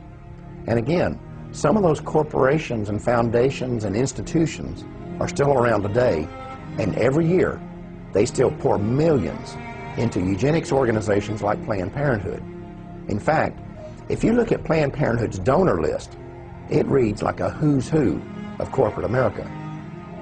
You also have individual elitists doing the exact same thing. People like Bill and Melinda Gates, Warren Buffett, Ted Turner, and many others have used their own personal fortunes to make sure that the eugenics movement never runs short of money. Of course, if you confront these people or these corporations about their support for organizations like Planned Parenthood, they'll tell you it has nothing to do with eugenics. And if someone is naive enough to believe that, that's fine. But to me, it's like someone saying, yeah, I'll give a few $1 million a year to the Klan, but I'm not really a racist. After the abortion pill RU-486 was approved for sale in the U.S., the controversy surrounding it kept the abortion lobby from being able to find an American company to produce it. That forced them to look for a foreign manufacturer. And after an 8-year search, a company owned by the Chinese government agreed to manufacture the drug for the U.S. market. The company's management made the decision after the Rockefeller Foundation agreed to provide financial backing for the project. There's also another connection between Rockefeller and RU-486. At the end of World War II, the German chemical manufacturer IG Farben was identified as the company that supplied the gas used in the Nazi concentration camps. The gas was called Zyklon B, and evidence later showed that Farben's executives knew how it was being used. In fact, evidence was uncovered to indicate that Farben engineers had actually designed the gas chambers. This led to some of them being tried at Nuremberg for crimes against humanity, including genocide and slavery. Interestingly, IG Farben was a financial partner with John D. Rockefeller and Standard Oil of New Jersey in a company called Standard IG Farben. In addition, within 3 months after Hitler came to power, the publicity director of Rockefeller Foundation and personal advisor to John D. Rockefeller, a man named Ivy Ledbetter Lee, was assigned the responsibility of directing public relations for IG Farben. After the war, IG Farben would change its name to become known as Hercht AG. Today, Hercht is a gigantic multinational corporation with subsidiaries all over the world, including the United States. Ironically, one of Hercht's subsidiaries, Rusal-Yuclof, is the French company that developed RU-486. In other words, the same company that produced the gas used in the Nazi death camps also produced the abortion pill that is now being used in American abortion clinics. And in both cases, there was a known connection to the Rockefeller Foundation. On the week he was inaugurated, Bill Clinton received this letter from attorney Ron Weddington. Weddington is the ex-husband of Sarah Weddington, the lawyer who successfully argued for the legalization of abortion in the Roe v. Wade case. 26 million food stamp recipients is more than the economy can stand.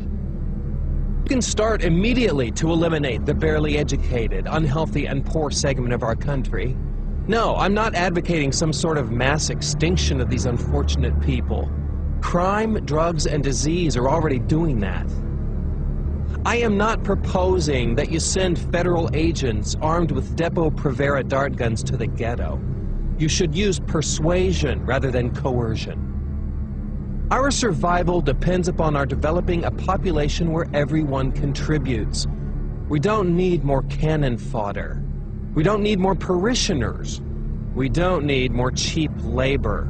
We don't need more poor babies. 2 days after being sworn in as president, Bill Clinton issued an executive order that allowed federally funded agencies to refer low-income women for abortions. He also directed that American dollars could be funneled to organizations that promote abortion in foreign countries. The Aid to Families with Dependent Children program is the worst boondoggle ever created. When a sullen black woman of 17 or 18 can decide to have a baby and get welfare and food stamps and become a burden to us all, it's time to stop. Dr. Edward Allred, abortionist, 1980. Edward Allred is the owner of one of the largest chains of abortion clinics in the United States. Not long before Allred made this statement, the Los Angeles Times had reported that his California facilities were handling referrals made by Planned Parenthood. Even as late as the 1960s, the wealthy elite who made up the eugenics movement never tried to hide the fact that their agenda was driven by financial considerations as much as it was driven by the desire to create racial purity. A good example of this was seen in 1967 when eugenicist and Nobel Prize winner Dr. William Shockley caused a national uproar when he stated that it was a waste of taxpayer money to create better schools and welfare programs for what he called ghetto Negroes. He claimed to have research showing that people of African descent are genetically inferior to whites in intelligence and simply not smart enough to take advantage of programs designed to help them. To save taxpayer money, he proposed that the U.S. government implement forced birth control to lower the reproduction of the inferior classes and then issue certificates to become pregnant that would be sold on the New York Stock Exchange. Shockley was a National Committee member of Planned Parenthood and a featured speaker at least one Planned Parenthood conference. When Florida abortion clinic owner Joyce Tarnow appeared on a local talk show, she gave the following reply when asked what America should do to help impoverished nations that are facing starvation or other natural disasters. Time is running out for us. In 1968, Dr. Paul Ehrlich wrote The Population Bomb. And in that book, he stated a thesis that what we should be doing is helping those nations that have a reasonable chance of being able to produce their own food supplies.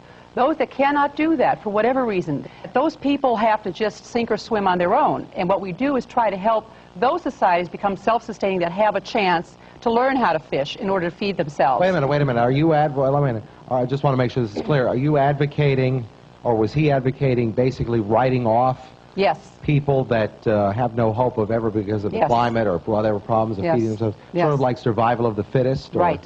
And the thing is... You agree with that? Yes, I do. The more people you help to survive, the more people are going to be reproducing and having children beyond what we can reasonably hope to have so that we can educate and house and feed these people.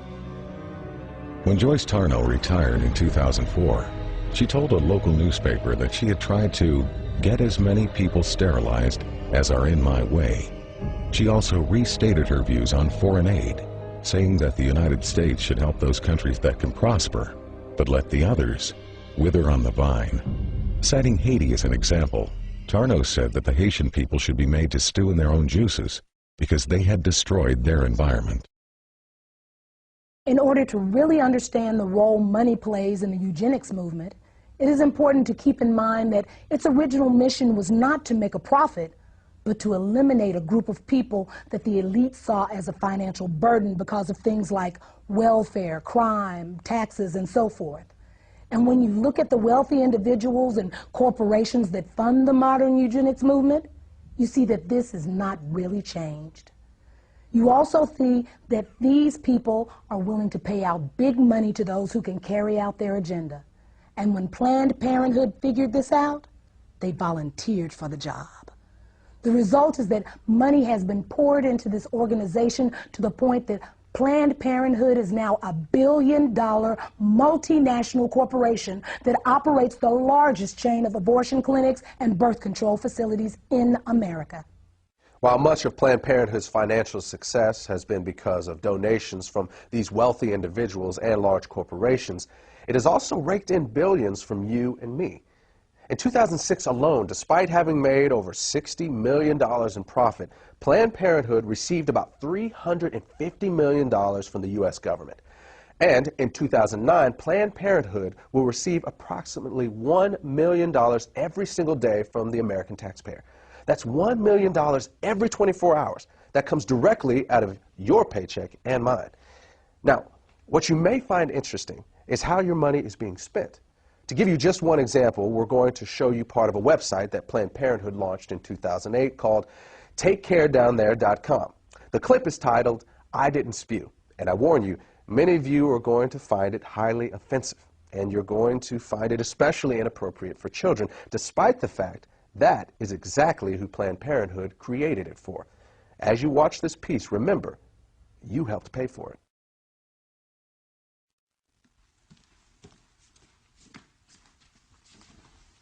Whoa, guy, where's the prophylactic? What do you mean? Look, oral sex is still sex, okay?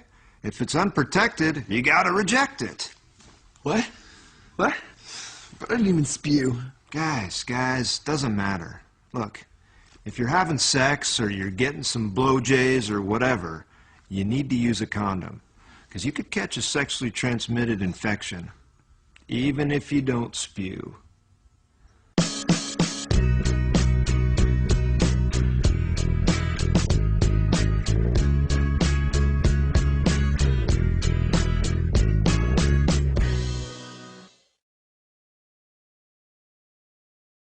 Now, does this clip say anything about how Planned Parenthood sees African Americans? You'll have to judge that for yourself.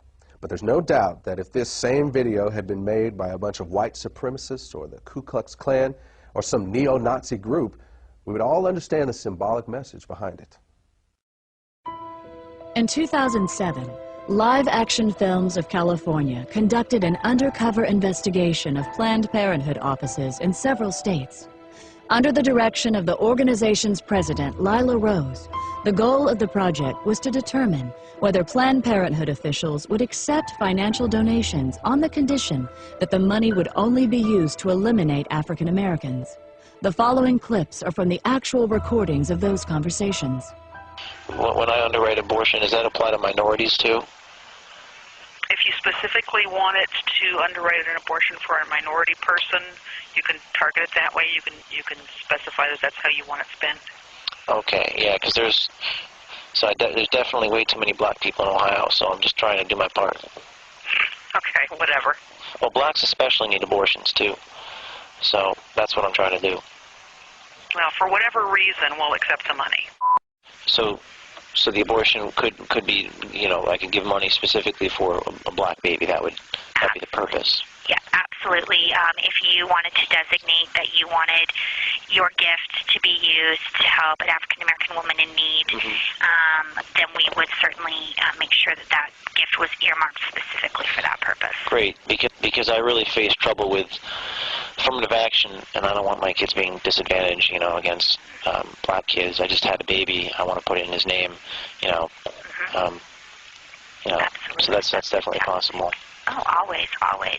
So would it be possible for me to donate that money specifically for these minority groups so that they could have access to abortions? Yes, it would be. Wonderful. And could I specify that abortion be done, or those abortions be done for a particular minority group, or how does that work? If you wish, you can. Okay. So for example, the black community in Tulsa, because I have connections with that, would it be possible to give the money specifically for that? You sure can. Wonderful. Great. So can I give you my credit card number? Yes. Wonderful. Just one more thing. The abortions will be done specifically for the black community abortions. I will mark it in such a way that definitely it will. Oh, great. On a black baby. Yes. Thank you. Great. The exact amount we charge right now is $450 for an abortion. Okay, $450. And we can definitely designate it for an African American. Wonderful. Okay, and if I want to make to fund, because this is a, if I wanted to help fund multiple abortions, could you also specify that this could be done for a specific group? Well, I'm really excited, because I really face trouble with affirmative action. I don't want my kids to be disadvantaged, against blacks in college, and the less blacks out there, the better. So. Yeah, it's a strange time for sure. Yeah. So, okay. Well, thank you very much, Jeremy. And if you have any questions, please feel free to give me a call. My extension is 304. When this material was released to the public, Planned Parenthood's defense was to claim that the employees who made these statements were not reflecting the organization's corporate position. But in 1986, Planned Parenthood's national president, Faye Wattleton, made the following statement during an interview on CNN. As a matter of fact, Mr. Dorn, and if I may finish, we have received contributions from people who want to support us because they want all welfare mothers and all black women to stop having children. What Ms. Wattleton was conceding in this CNN interview, and what Live Action Films found in their undercover investigation, was acknowledged years before by a previous Planned Parenthood president. During a speech in Philadelphia in January 1966, Planned Parenthood President Alan Guttmacher stated that some of his colleagues appeared to have racial motives for their involvement with the organization. Not surprisingly, one of Guttmacher's acquaintances later warned him that in the future, he should not be making comments like that in public. The person who gave that warning obviously understood that Planned Parenthood's racial agendas and attitudes are best kept out of the public. And that has been a philosophy that Planned Parenthood has embraced for many years. This idea that man could reinvent the world through eugenics was an elitist philosophy espoused by those who considered themselves to be not only financially superior, but intellectually superior to everyone else. And Planned Parenthood became the golden child of these people because Planned Parenthood is the one who figured out how to make eugenics work. They figured out that the key to racial genocide is not in killing people, but in convincing the target group to commit mass suicide. This is what birth control, and especially abortion, are all about. And the reason Planned Parenthood has been so successful is because, unlike other eugenics organizations, they have always been able to keep their agenda hidden from the public. In fact, sometimes they're even able to hide it from their own people. I will assure you that there are Planned Parenthood employees and volunteers all over this country who have no idea what they're actually involved in. Then there are other people who will look you right in the face and tell you that racism was not the driving force behind the American eugenics movement. And I think you'd have to be a complete idiot to believe that. The truth is that if blacks had never been stolen out of Africa and brought here in chains, there would never have been a eugenics movement in the first place. There would never have been forced sterilizations. There would never have been a birth control revolution. There would never have been a call for the legalization of abortion, and you would have never heard the terms population control and family planning. The fact is that had slavery never existed, Planned Parenthood would not exist today. We need to remember that over 60 years ago, a man who could today be called the father of modern-day eugenics proposed that population control clinics be concentrated in minority neighborhoods. And now today, the vast majority of Planned Parenthood clinics are located in our neighborhoods. Are we really so naive to believe that this is all a coincidence? We all know that drugs, alcohol, and tobacco are devastating, especially in the black community. We know that the big corporations target us with the ads and the marketing campaigns. And yet, we don't notice that Planned Parenthood is doing the very same thing. We need to pay attention to the fact that in the 1960s, when we as African Americans began to demand our civil rights, for the first time in American history, there began a widespread cry in our government for legalized abortion. Was that coincidence too? Or could it be that when we said we would no longer sit on the back of the bus, a place was being reserved for us down at the abortion clinic? For most people, it may be hard to conceive that the ethnic cleansing going on today through legal abortion began with the fear of freed slaves. But as you have seen, that is exactly what happened. When colonization failed, Charles Darwin and Francis Galton were there to tell the world that people of African descent were just one small step above the ape. And white elitists embraced that philosophy, not because they had studied it and found it to be true, but because it gave them the permission they needed to wipe us out. And that launched a chain of events that quickly took on a life of its own. Every time one eugenics strategy failed, another was invented to take its place. It was a pattern that would be continued from one generation to the next until they finally discovered the strategy that worked. You know, when you study the Nazi Holocaust, you can see these films of Jews running into ditches to be shot in the head. You can even see films of them actually walking into the gas chambers. And it's tempting to ask yourself why they didn't fight back. I mean, if you're going to be killed anyway, what do you have to lose? Perhaps the answer is that they simply could not believe it was really happening. Maybe the normal human mind is just not wired to accept that your fellow man is capable of such senseless brutality on such a scale, even when you see it happening with your own eyes. As African Americans, we need to recognize that we are doing the same thing. We need to understand that terms like pro-choice and reproductive rights and family planning are nothing more than marketing slogans. They're just code words that organizations like Planned Parenthood use to hide the fact that we're voluntarily submitting to the will of those who have been trying to exterminate us since the day slavery ended. At the beginning of this program, we told you that the MAAFA didn't end with the freeing of the slaves, and that in fact, it hasn't ended yet. Now you've seen the rest of the story. Now you know that legalized abortion is more than just a crime against humanity.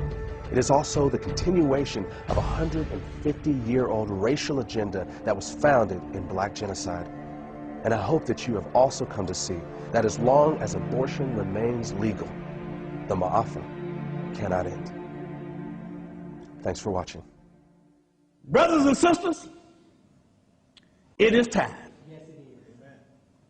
Brothers and sisters, it's time for us to go to the streets on this issue. Yes, it is. We need to be in the streets on this issue. Amen. If we look the other way, while our smallest brothers and sisters are being lynched in the room, we lose the right to be outraged that we were once lynched by the Klan. When white supremacist Tom Messer tells his followers to invest their money in ghetto abortion clinics, he's not talking about reproductive rights. He's talking about reproductive racism. Yes, he is.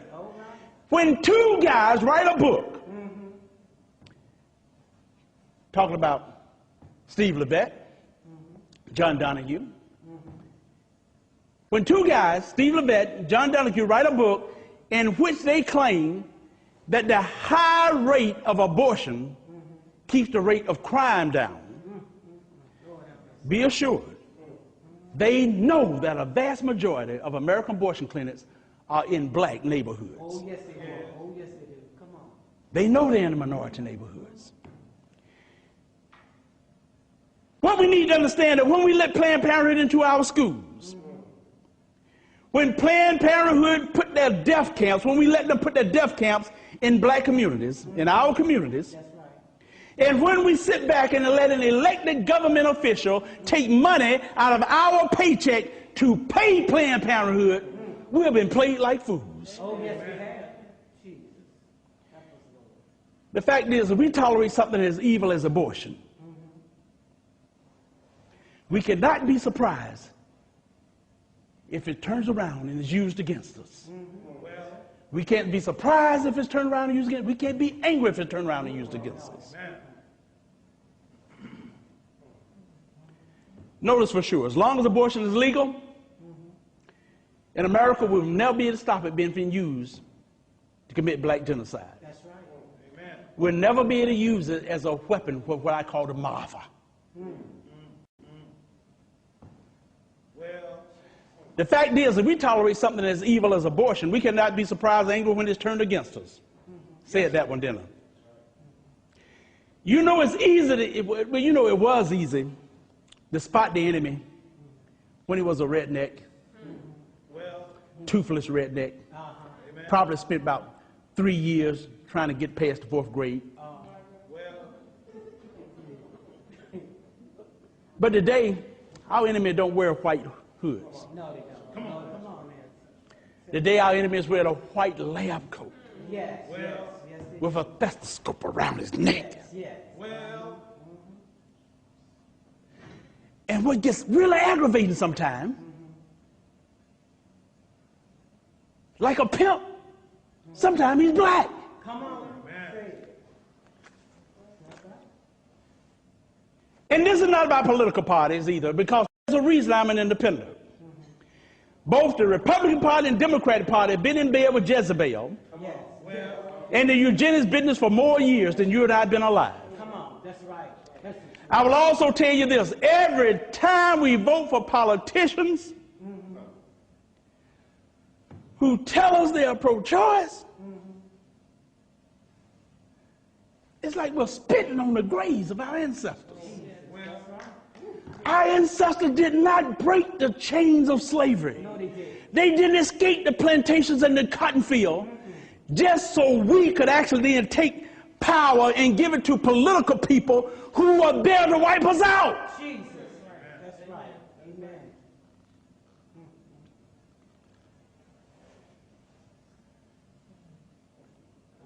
We need to remember why there were civil rights groups that fought against abortion in the 60s. We need to understand what it was that Harold Crawford and Irma Carver Craven was talking about long before abortion became legal in this nation, when they stood up and they noted there's a real connection between poverty, abortion, and genocide. Oh, yes. They understood it. Oh, yes, they did. Amen. Folks,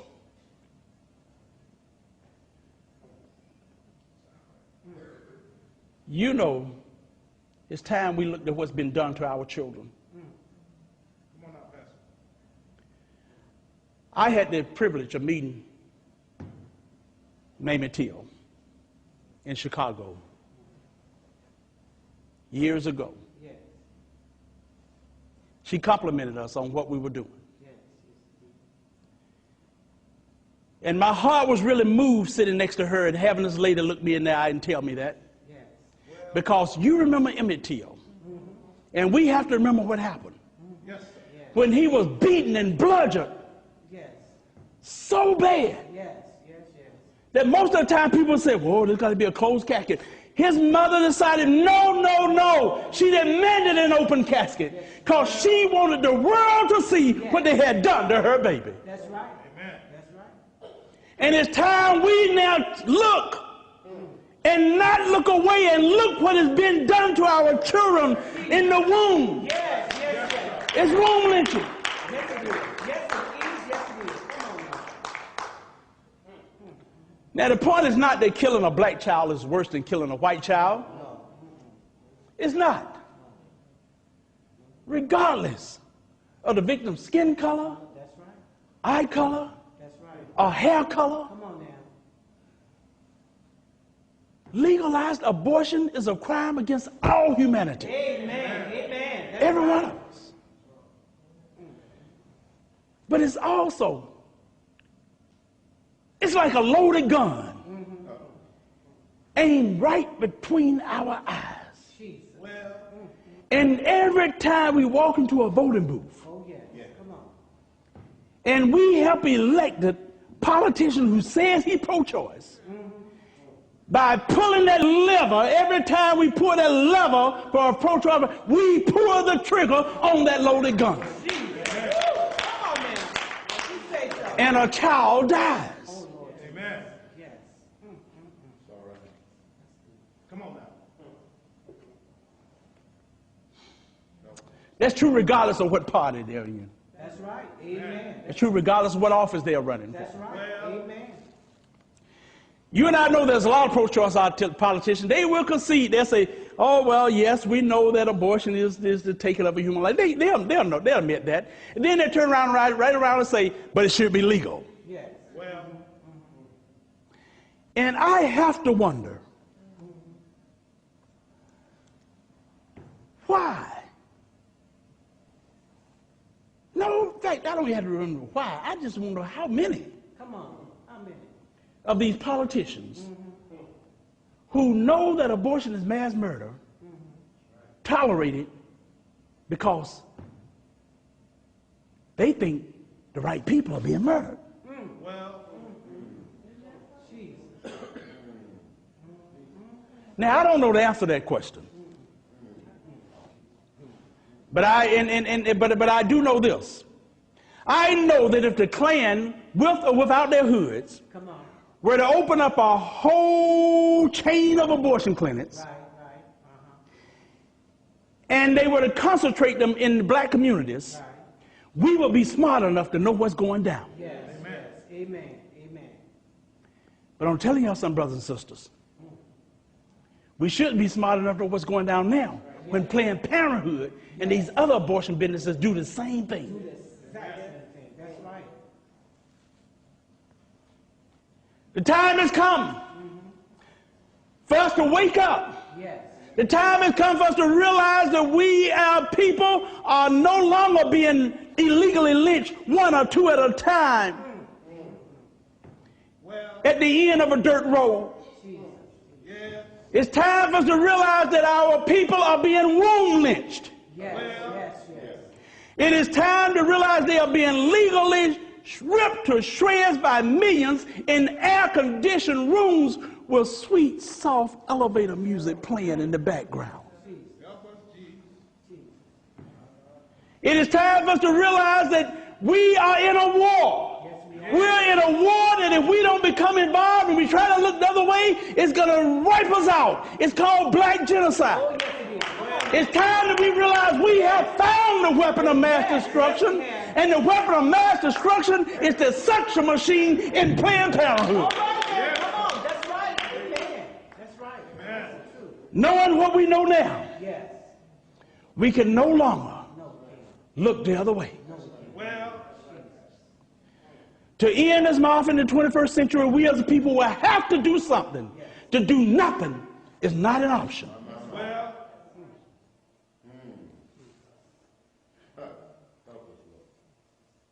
The only question left to answer is,